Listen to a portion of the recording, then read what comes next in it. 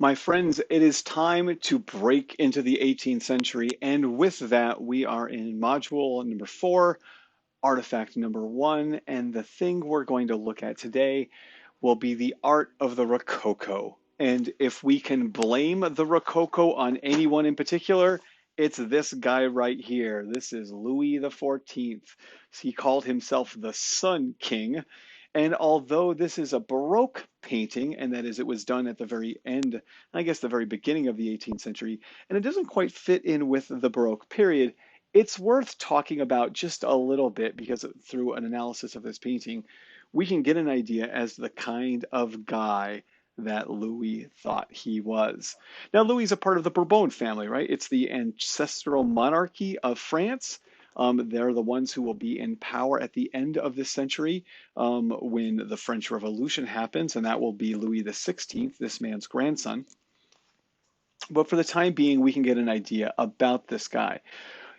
This portrait, this grand manner style portrait, is filled with all of the trappings of the French monarchy and the aristocracy and wealth more broadly. So let's think about the things that we can see in this painting.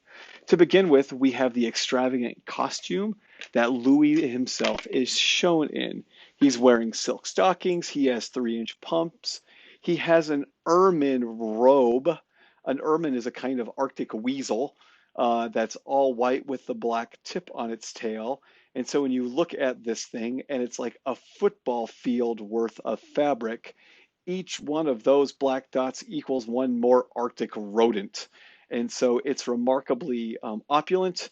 On the front side, we have it dyed blue with the gold fleur-de-lis. Around this object, right, we can see he has a gilt-edged sword, he has a scepter, there's a crown, there is a throne, there's this column, and this drapery that's been pulled back in order to show himself. And if we again go back to the idea of eye level, where are we? What's our eye level? I mean, think about this platform there. You're not above it, you're not beneath it, you're right there. And if that's our eye level, he's higher than us. And it almost suggests that we are bowing before him. Again, people bowed before monarchs because they were not worthy of looking them in the eye. And so this portrait is kind of like has a built-in bow to it. Now, Louis the 14th is in a really unusual spot at the end of the 17th century because although he's the king of France, there are many of his subjects, the marquises and barons and whatnot in France, who actually own more land than he does. He's kind of in a weird, precarious spot, and so because of that, there are many who are his subjects who seemingly have more power and influence than he does. And Louis is aware of the ways in which, when these people are spread out, they can be mischievous. And so, what Louis XIV does in the end of the 17th century is that he designs a kind of a countryside chateau. We'll call that Versailles. And he requires all of those in the aristocracy to come and live there for part of the year. Um, if you haven't seen The Godfather, you should, but there's a line in that where Vito Corleone says to his son, keep your friends close, but your enemies closer. And so, in bringing those people to Versailles, away from their own homes and around his own orbit, Louis is able to more skillfully manipulate the aristocracy around him. Beginning in the early part of the 18th century, we begin to see a new artistic period develop. And that artistic period is called the Rococo. The Rococo is characterized by frivolous subject matter, light use of color, a flirty, lighthearted tone, and usually they're small paintings. Um, I've often described the Rococo like this. If you want to be in the painting, it very well might be Rococo. And so Antoine Watteau is a great example of this style. This was a work he completed between 1717 and 1719. It's called The Return from the Island of Cythera. I'll give you a detail here, and in doing so, we'll tell you a little bit about the story of this painting. A long time ago, there wasn't Tinder, there was the island of Cythera. And so if you were um, a 20-something single person, and you were looking for that special someone, and it doesn't necessarily have to be that special someone forever. It could be a special someone for the short term. You could go to the island of Cythera, and while there, like flying naked babies, little cupids would flutter around you, and you might go there by yourself, but you're coming back with a sweetheart. And this was this classical tale of the island of love where even people like me could have found a date. And so, all around this composition, we see elements of romance and lightheartedness and love and flirtation, and sometimes, not always, but sometimes, just a little bit of naughty. And so, when we look around this composition, we can see some of those elements. We can see some of those things happening. I mean, like, here's Bob and there's Susie, and they have little flying naked babies around them. This is fun.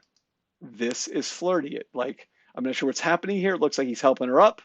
Um, and if we think about the colors that are frequently present in Rococo paintings, they're light greens and sky blues and robin egg yellows and pinks. There's not a moral message within these compositions, almost always. Um, Instead, it isn't about telling you an important story or reiterating an important message. Instead, it's about having fun. It is the eat, drink, and be merry painting of the day. And the 18th century is broken up into primarily two different artistic movements. One in the first, first two-thirds of the century, and the other the last half of the century. The first one is the idea of the Rococo.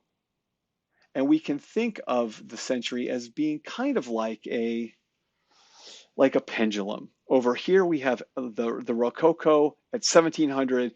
Everything is fun and friendly and flirty and lovey-dovey. And as time moves on, the pendulum begins to swing more and more until we get to around 1870 or 1770. And in 1770 we have really the development of what's called neoclassicism. And in neoclassicism, there is going to be a key interest in telling a moral story, in giving someone a message, telling someone what to do or how to think, and maybe not from a selfish point of view, but for the betterment of everyone. We start with the Rococo, where everything is all about you, and we get to neoclassicism, where everything is all about everybody else. Watteau's Return from the Island of Cythera is a really great place to begin all of that. An art maker who builds upon it is this guy, Jean-Henri Fragonard, and this work dates from about 50 years later. It's called The Swing. Uh, the Swing is like quite the famous work. It shows up in a lot of interesting places. For example, if you haven't seen Frozen, and I've seen Frozen way more times than you have because I have two kids, there's a scene where, is it Ella, Anna? One of them, the blonde one, whichever one, whatever name her is, she sings the song. It's like for the first time in forever, and she dances around the room and she bounces up, and then you get to see her mimicking this pose. So let's talk about the swing and let's talk about what you see. We have a woman here. We'll call her Rebecca. Rebecca is on a swing, which is why it's called the swing. And she is being pushed in the swing by this guy. You might not recognize this right away, but this is Father Bill. Father Bill is pushing her along, and sadly, Father Bill has no idea what is happening in her day, but he's pushing her. Over here, we have two little fat babies with little wings. This makes them cupids. And this right there, which you recognized before, it is a dolphin. right? So that dolphin we saw with the Augusta Suprema Porta, we saw a single baby Cupid, but as time goes along, we get more Cupids. Here is Rebecca. Rebecca is on her swing, and Rebecca is having a gay old time. Rebecca is actually kicking off her slipper because, well, because that's fun to do. She's wearing this wispy pink dress. She has this fun little hat on it, and she's glaring downwards, and you might be wondering what she's looking at, and she's looking at Stephen here. Stephen's hiding in the bush. She's kicked off her shoe at Stephen. And Stephen, let's just say Stephen is having a good time today. Stephen is enjoying the low angle upon which he sits in this greenery forest, and so we sometimes need to be reminded about what it meant to look at a woman's ankle. This sounds crazy. If you've never seen the movie Amadeus, you absolutely should for a lot of really great reasons. But there's a scene in Amadeus where Mozart is kind of playing a game with the harpsichord or something, the pianoforte or something, and someone does a bet, and someone loses a bet, and it's kind of like truth or dare, and the dare was show us your ankles, and it was a woman, like show us your ankles, Rebecca. Like the showing of a woman's ankles in 1766 very well might have thrown all of the men in this room into a complete hormonal tizzy. So this right, Heaven, that's the best Tuesday of this young man's life. Not only is he looking at her ankle, he's looking at her thigh, and she's kicking off a shoe. And you might not have noticed it at first, but over here, we have this little Cupid, and it's kind of hard to make out, but you can see him here. He's holding up a single finger to his mouth in the universal gesture of, shh, your secret is safe with me. I love that. I think it's great. So this is a pretty small painting. When we look at these paintings together, they have a couple things in common, right? We look at them side by side. We can certainly appreciate the use of color. The colors are light. They're spring-ish, right? Like, when I think of springtime, I think of light blues and yellows and light greens and pinks. And those, generally speaking, are happy kinds of colors, aren't they? I mean, spring is a happier time of year as it pertains to color than is fall, right?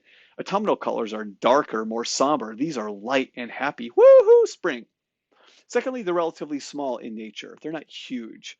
Um, and to be honest, the swing is probably like 3 foot by 4 foot, but that's not 12 foot by 10 foot. And so they're small or medium in size rather than large. And we're going to get to large, my good friends. Don't you worry. And then finally, I think we could agree that both of us would want to be in this painting. Like, I bet it's not bad sitting in the bushes looking up a young lady's skirt. That doesn't seem like a bad way to spend your Monday. And honestly, especially if the young lady doesn't mind. This is all about fun and happiness and love and finding that certain someone, even if it's just that certain someone for today. There's no real discernible message here, and the Rococo, generally speaking, does not have that. Now, the English Rococo is a little bit different, and as a way to get there, I want to talk about this guy, because when all else fails, I like to talk about philosophy, and I give you an English philosopher and political theorist. His name is John Locke. And John Locke wrote a famous paper, and I think it was 1689, but it might have been a little bit later, but it's not important because it's not on the test. But that treatise was called A Treatise on Human Understanding. And one of the things that John Locke wrote was that everything humans know, they know through experience and learning. And you might nod along and say, yeah, of course, Brian. Everything we know through experience. And that's sort of what we think about the world now. But this isn't always what people thought. People thought that in some ways there were inherent things that people knew. And I'll give you a great example of how this works in the animal kingdom. Outside my bedroom window, in my place just outside Washington, D.C., near the University of Maryland, for a couple of years, was a pair of mating orioles. And I don't really know anything about orioles other than they make the coolest nests. They hang down from a tree branch.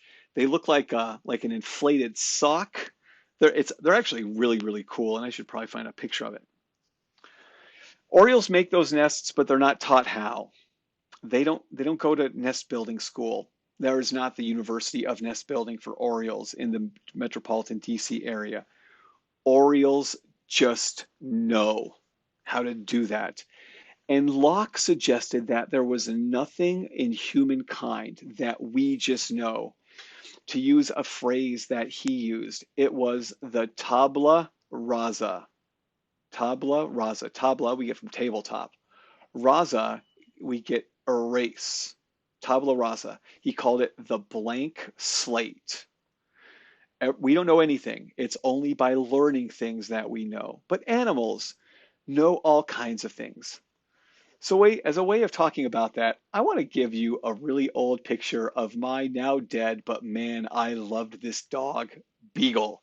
This was Romy, my Beagle Romy, and I got her the fall I finished my PhD. I rescued her out of a really bad home, and she was such a good dog. And I'll tell you a story about Romy when I first got her, because this will speak about the tabula rasa and United and our own selves. So at the time, I was living in a house in Maryville, Missouri. It was a two-bedroom house. Upstairs was a kitchen, a living room, and two bedrooms and a bathroom. And then there was a stairwell that went down.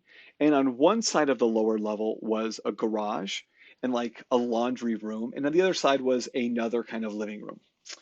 And it was a pretty big space for a 30-year-old single guy. So I had a bedroom with my bed and an upstairs living room that I was never in, and then my TV and my couch, and all of my spare time was spent in the living room on the lower part of the house.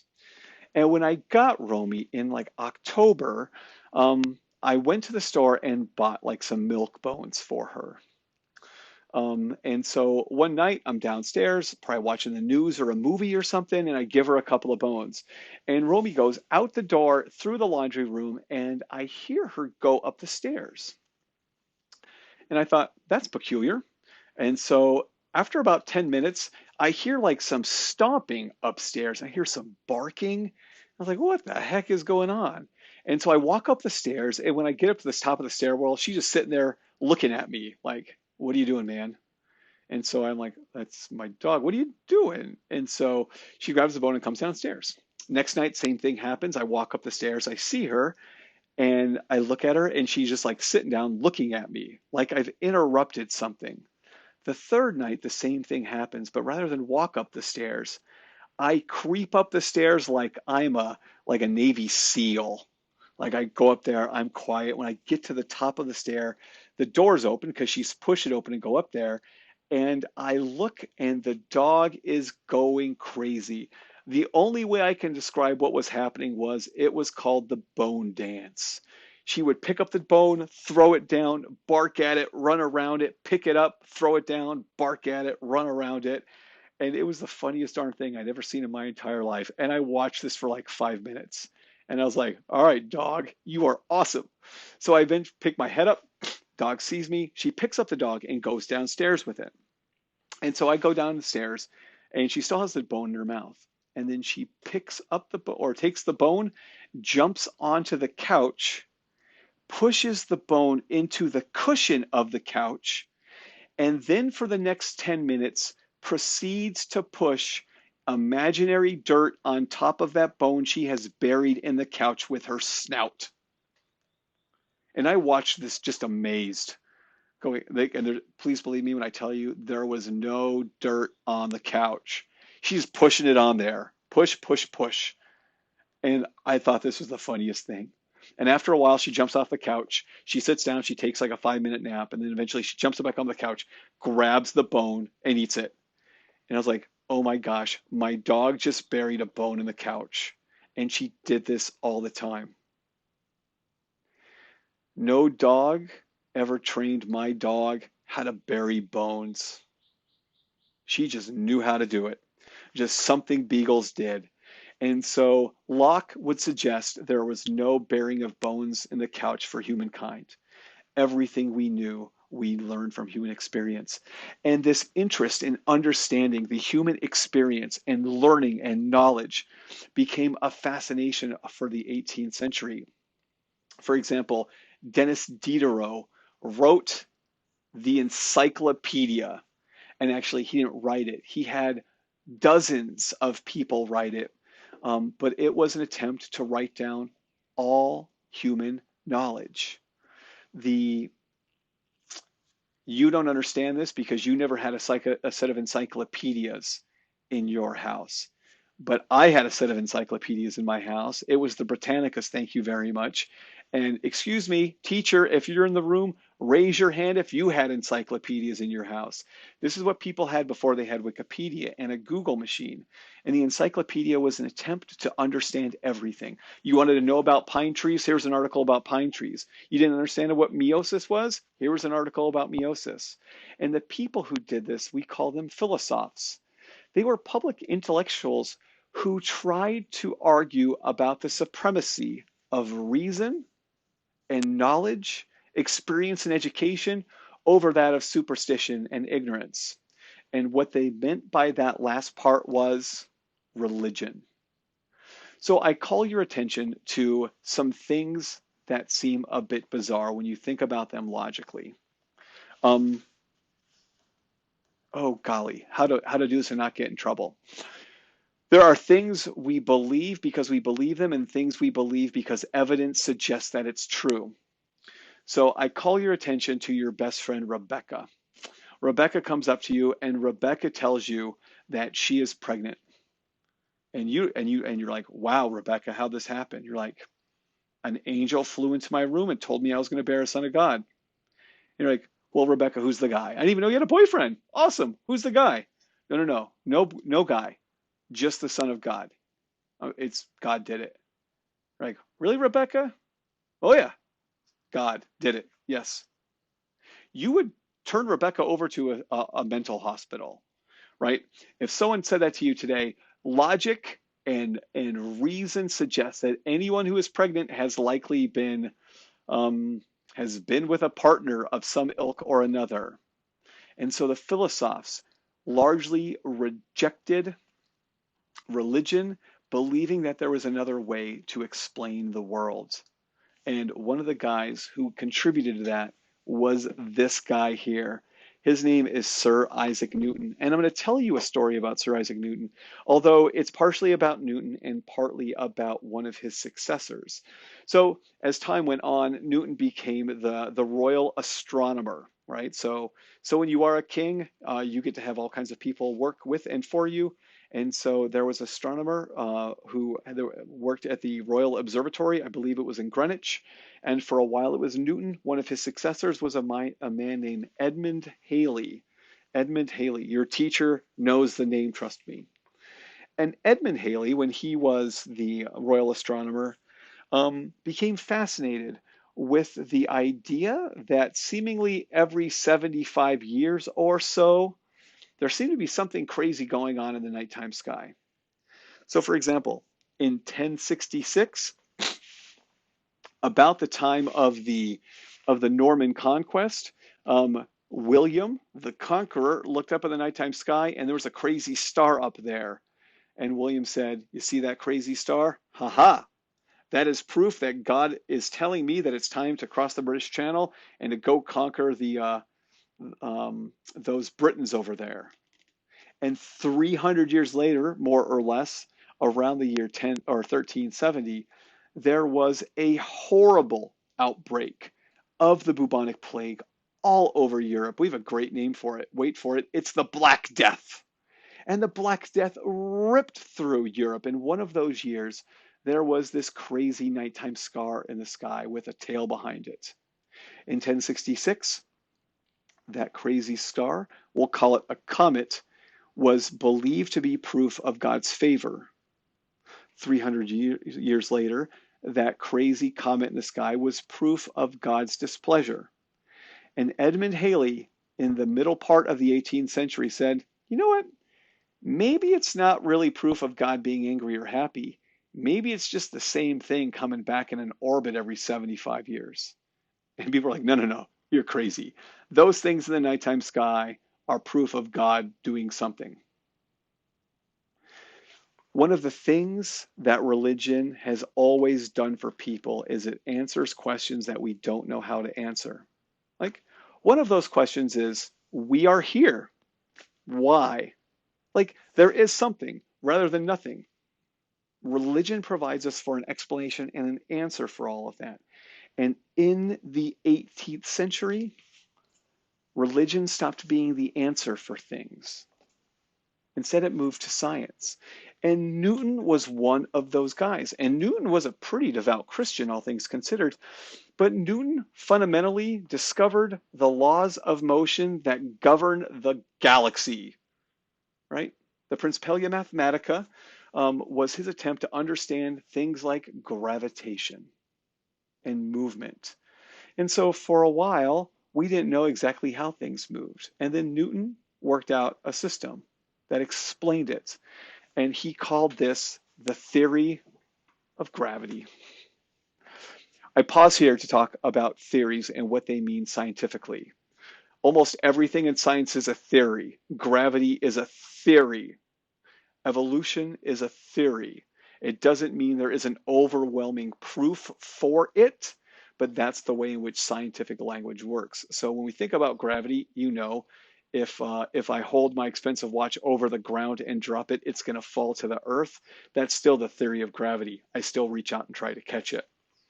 So Newton did all of that. His major breakthrough happened in 1666 when a plague was ripping through London and he went out to Cambridge for a while. This is a great painting by an art maker named Joseph Wright. Joseph Wright was from a small town in the Midlands of England called Derbyshire.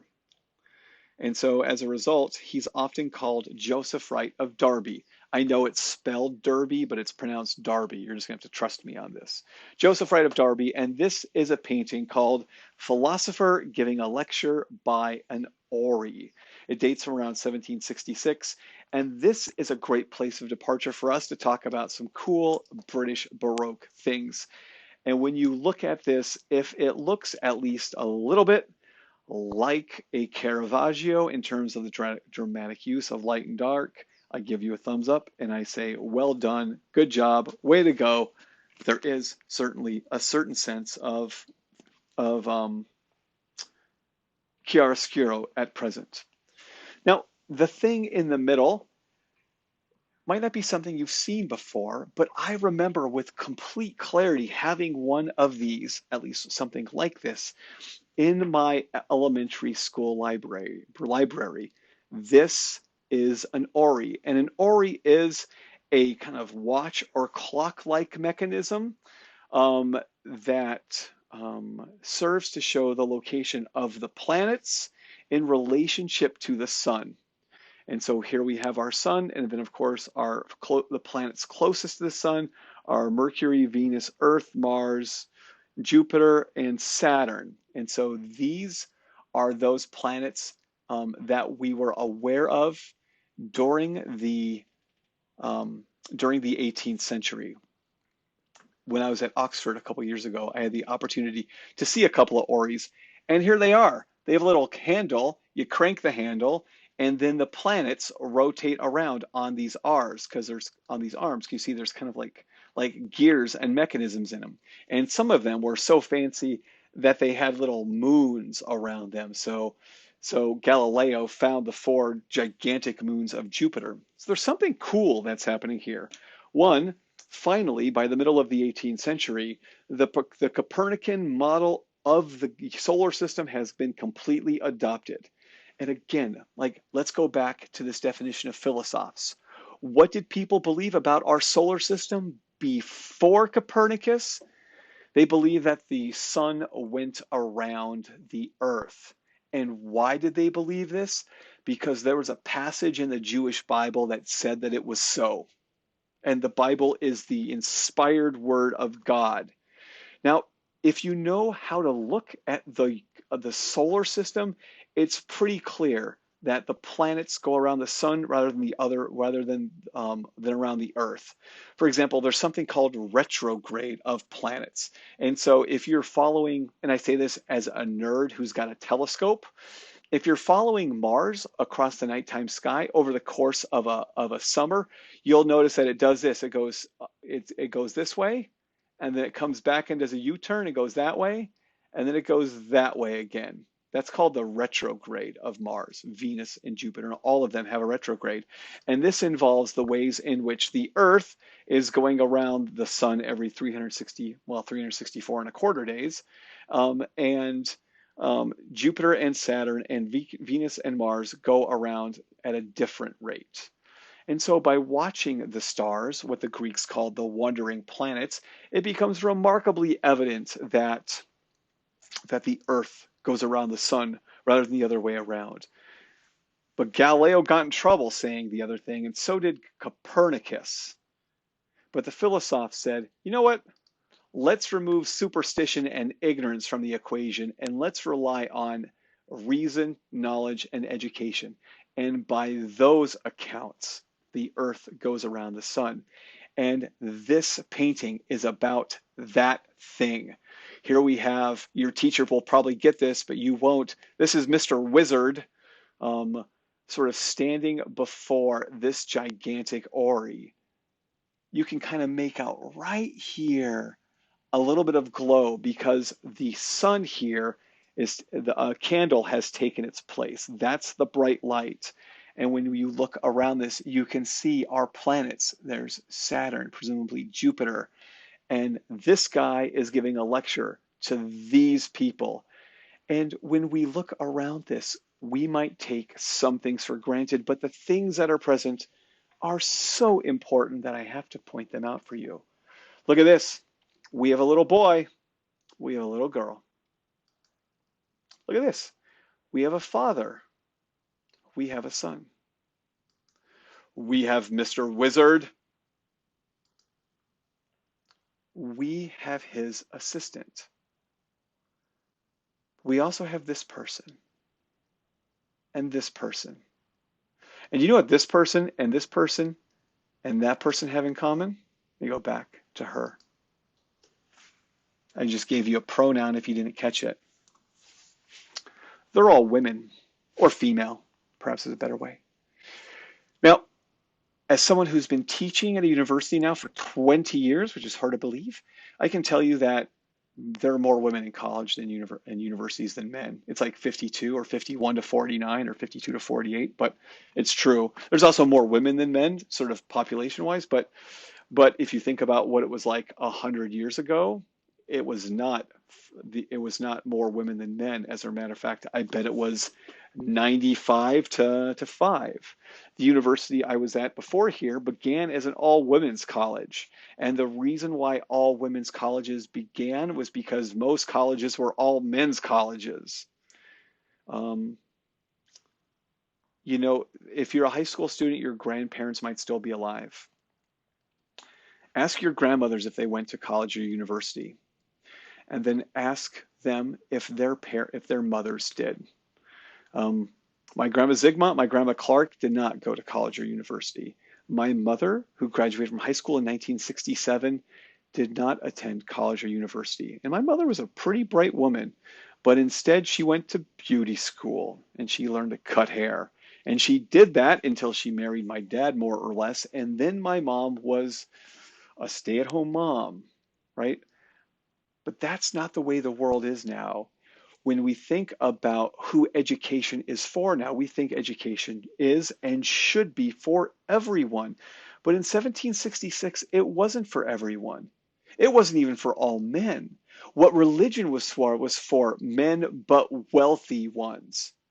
I mean, there were schools that were founded in and around London that provided an education for poor kids. Because if you were poor, you might not get an education. You might not learn to read or write. You might be a butcher. But it was the educated elite who had leisure to go to Cambridge or Oxford. And so this painting is about a lot of things. One, to go back, just because I want to beat the horse to the ground, it's about the creation, the ascendancy of reason, knowledge, and education over superstition and ignorance. But it's also about the ways in which education should become more egalitarian. It should be for the rich. It should be for the poor. It should be for men and boys as well as women and girls. But there's also something else at play here. And I say this clapping my hands as someone who lives in Ruston, Louisiana. It's for people who live in cities and towns and those who live in the middle of nowhere. And Ruston, in some ways, is kind of the middle of nowhere, right? The educated centers of the British world in the 18th century, London, of course, Oxford, Cambridge. But this is education. This is learning that is happening in the Midlands, in the middle of nowhere. And that is a special thing. That shows an increased interest in spreading education. And if you think about it in the current election cycle, um, if we think about what politicians speak now, don't they speak about the ways in which education and other things, of course, but education should be the kind of thing that's available to everyone, to everyone. My grandpa Clark was from a really poor family in Medford, Wisconsin. Um, and he could not go to college, although he was smart enough to do so. His family just didn't have money for that. They were Irish and Catholic with 8 kids, and he was the second youngest. There's no money for my grandfather to go to the University of Wisconsin. He was smart enough to, but there was no money for that. So instead, he got a job working on a farm, and then World War II interrupted that, and he got to go blow up tanks, and he came back to the United States and worked for Uniroyal as a tire maker for the rest of his life. But this is about the increasing educational opportunities of people all around England. And that's a really important idea. The English Rococo and the French Rococo look a little bit different, but they're all primarily occupied in the first half or 2/3 of the 18th century. Um, they're usually pleasant paintings to look at, and there's often not a super deep moral message in it in terms of telling you how to act. That is going to change in just one artifact when we come back and we look at the art of the neoclassical world.